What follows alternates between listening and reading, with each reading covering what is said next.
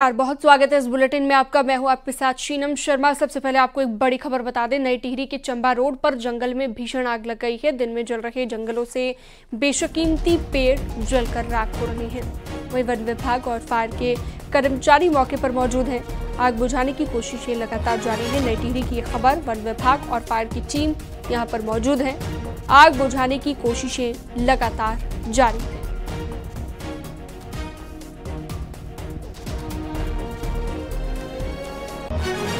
तो देख सकते हैं तस्वीरें आप, गर्मियों में आग लगने की जो खबरें हैं, जो घटनाएं हैं वो बढ़ गई हैं उत्तराखंड में। और इसी कड़ी में नई टिहरी की ये तस्वीर आप देखिए, किस तरह से धुएं का गुब्बार उठता नजर आया।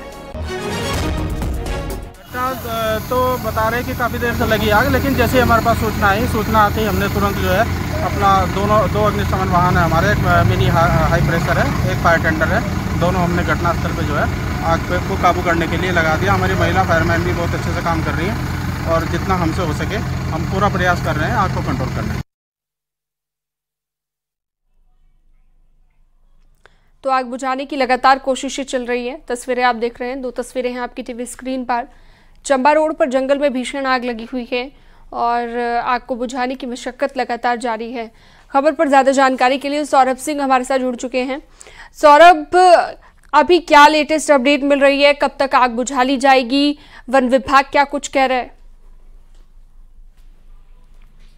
आपको बता दें कि नई टिहरी और जो चंबा रूट पे है इसमें भयंकर भीषण आग लगी हुई है और उसमें वन विभाग और फायर ब्रिगेड भी पहुंची हुई है मौके पे।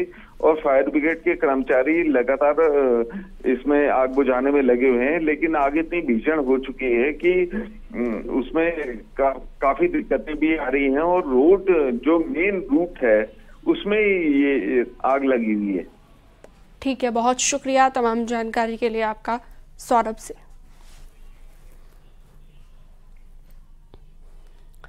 लोकसभा चुनाव के आखिरी चरण से पहले प्रधानमंत्री नरेंद्र मोदी ने एक इंटरव्यू दिया और विपक्ष पर करारा हमला बोला और कहा कि विपक्ष की गालियों ने उन्हें गाली प्रूफ बना दिया है। उन्होंने ये भी दावा किया कि 4 जून को बीजेपी का नया युग शुरू होगा और विपक्ष का आखिरी दौर होगा।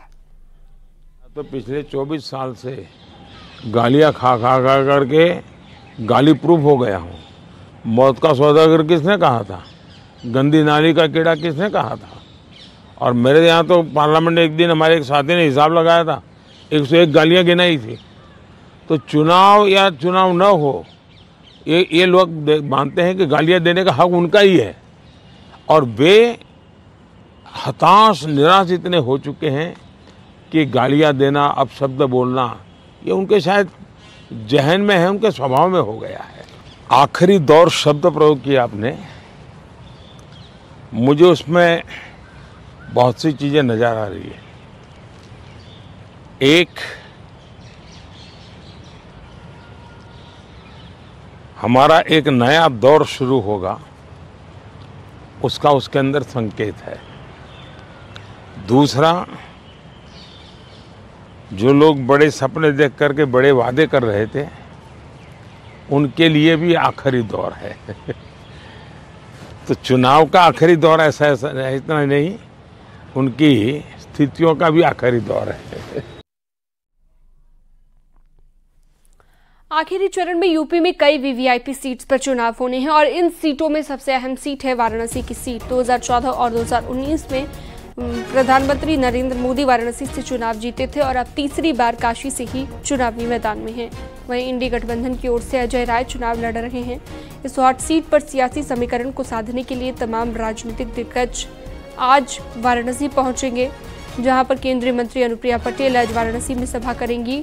तो राहुल गांधी और अखिलेश यादव की भी आज संयुक्त रैली होनी है। कुल मिलाकर आज वाराणसी में सीधे सीधे एक सियासी संदेश देने की कोशिश होगी।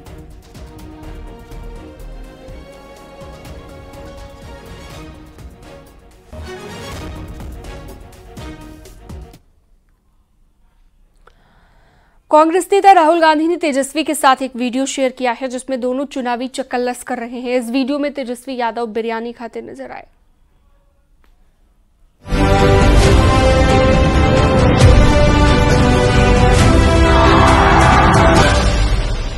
ये जो कह रहे हैं कि मैं भगवान का काम करता हूँ, ये नर्वसनेस है। तो बिहार के चुनाव में आपको क्या लग रहा है? शुरू से मैं कहता रहा हूँ चौंकाने वाला रिजल्ट आएगा, है ना, यूपी में और बिहार में। ये बहुत आसान नहीं रहना। लोग काम देखना चाहते हैं। 10 साल मौका दिया, कुछ नहीं किया बिहार के लिए, तो पीपल समझ चुके हैं कि मोदी जी झूठ बहुत बोलते हैं। बट नॉन स्टॉप झूठ बोलते हैं, नेचुरली, बिल्कुल बिना झिझक के, कंफर्टेबली, और बिना सोचे समझे बोलते हैं, और कुछ भी बोल सकते हैं। बट आपने नोटिस किया कि इनका जो नॉर्मल कैंपेनिंग होता है वो जो चल नहीं रहा है बिल्कुल, और हमारी बात बोल रहे हैं वो। बिहार में कोई करंट वेव कुछ नहीं है उनका, ना भीड़ होती है ना कुछ होता है।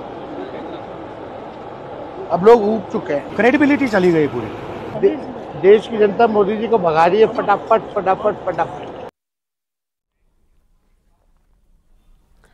आखिरी चरण की वोटिंग से पहले समाजवादी पार्टी को बड़ा झटका लगा। बलिया के कद्दावर नेता और समाजवादी सरकार में मंत्री रहे नारद राय ने पार्टी छोड़ने का ऐलान कर दिया है। पार्टी की उपेक्षा से वो नाराज हैं और बीजेपी में जाने का संकेत भी दे रहे हैं।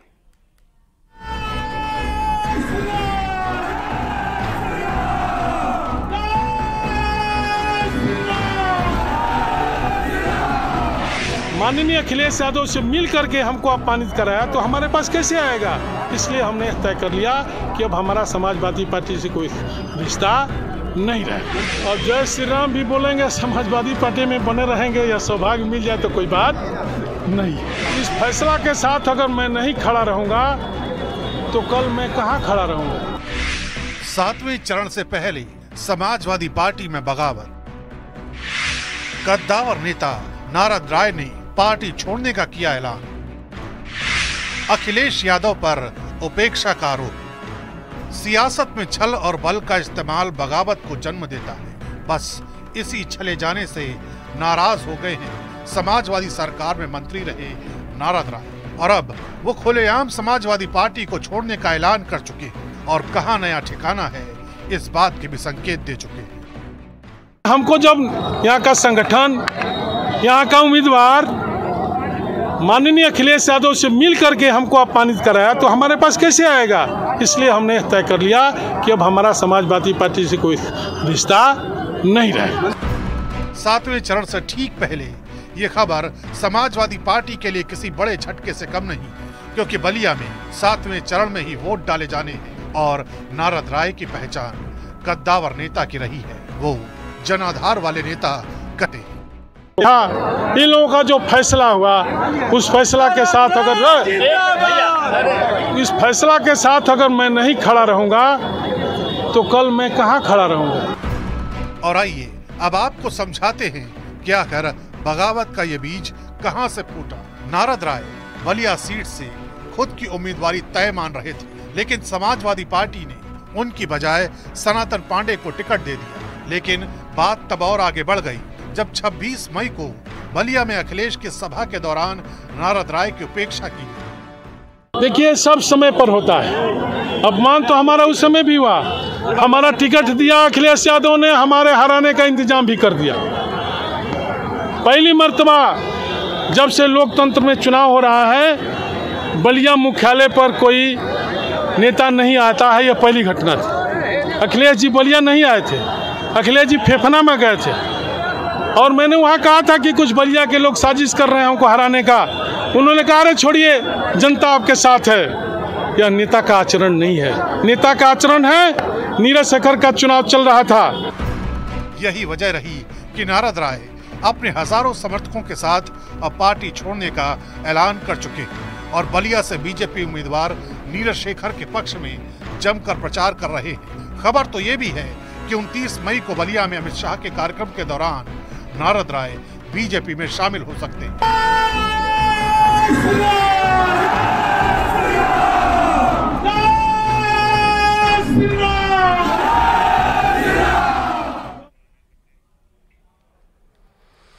लोकसभा चुनाव में आखिरी चरण की वोटिंग से पहले समाजवादी पार्टी को पूर्वांचल में बड़ा झटका लगा है। जैसा कि हमने आपको बताया कि कद्दावर नेता और पूर्व मंत्री नारद राय ने पार्टी को छोड़ दिया है और उसके बाद केंद्रीय गृह मंत्री अमित शाह से उन्होंने मुलाकात की। दोनों नेताओं के बीच मुलाकात वाराणसी में हुई और बैठक की तस्वीर भी सामने आई। नारद राय जल्द ही बीजेपी में शामिल हो सकते हैं।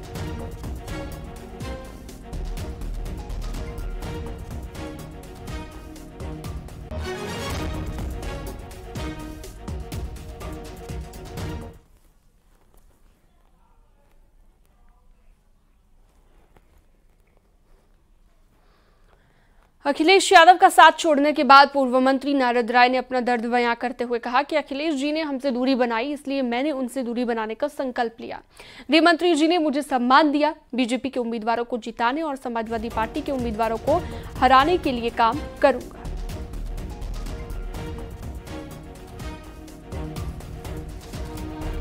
तो साइकिल का ताला बंद कराऊंगा, ये कहना है नारद राय का। गृह मंत्री जी ने मुझे सम्मान दिया, नारद राय ने यह बात कही है और माना जा रहा है कि अब भारतीय जनता पार्टी ज्वाइन कर सकते हैं नारद राय।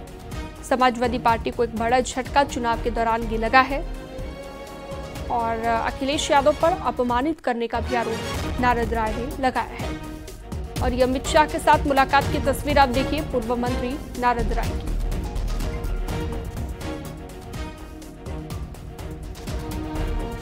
बड़ी खबर इस वक्त आपको हम बता रहे हैं, नारद राय जो कि पूर्व में मंत्री रह चुके हैं समाजवादी पार्टी की सरकार में, उनकी तरफ से पार्टी छोड़ दी गई है और भारतीय जनता पार्टी वो ज्वाइन कर सकते हैं। नारद राय ने कहा अखिलेश जी ने हमसे दूरी बनाई, बीजेपी के उम्मीदवार को जिताने का मैं काम करूंगा। अब उन्होंने ये कहा है। समाजवादी पार्टी का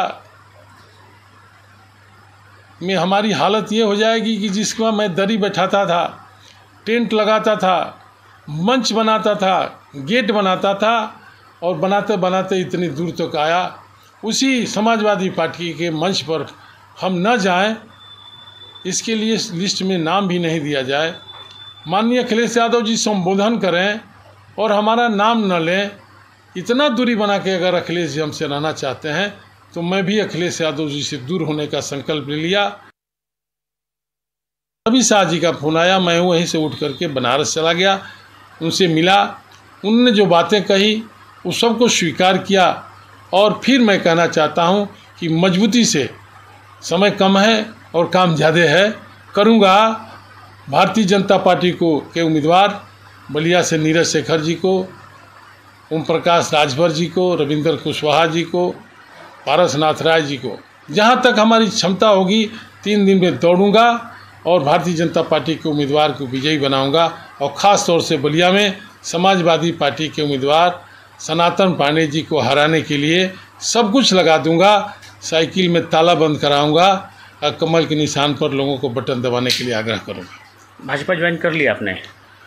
अब आप बताइए, जब मैं शाह जी से मिल लिया तो उसके बाद अब ज्वाइन का यह सवाल ठीक नहीं लग रहा है। अब मैं कहाँ जाऊँ? अखिलेश जी ने हमको लतिया के भगा दिया और शाह जी ने बुला कर के हमको बगल में बैठ कर के सम्मान दिया। अब मैं कहाँ जाऊँ?